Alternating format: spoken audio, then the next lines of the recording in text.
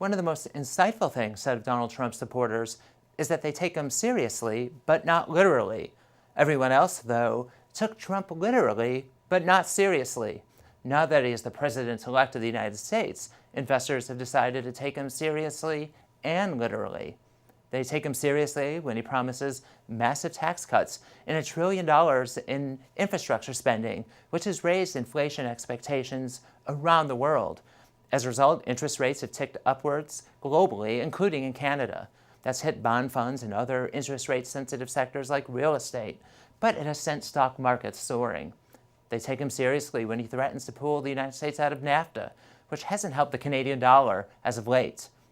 Now, as the future president, we should take Trump seriously, but it's a real possibility his promises won't have the big impact he's promised.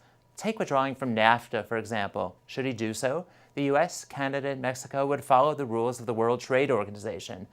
Under the WTO, the highest allowed trade tariff is 3.5%, not the 35% that Trump promised.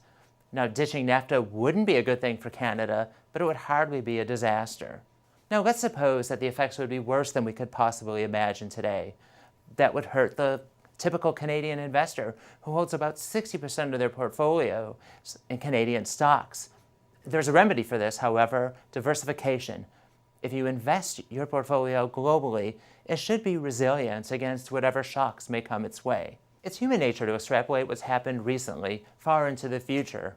Today we worry about higher inflation and interest rates, but a few months ago investors debated the possibility of deflation and 0% interest rates as far as the eye could see.